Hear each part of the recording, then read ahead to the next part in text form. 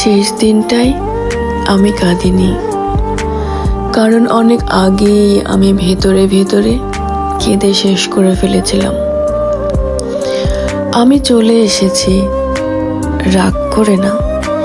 আমি চলে এসেছি কারণ আর একা চেষ্টা করার শক্তি ছিল না আমার। একতরফা চেষ্টা কাউকে ধরে রাখতে পারে না, এটা শুধু একজনকে ক্লান্ত করে, আর সেটা বুঝতে অনেক সময় লেগে যায়। আর কোনোদিনও হবে না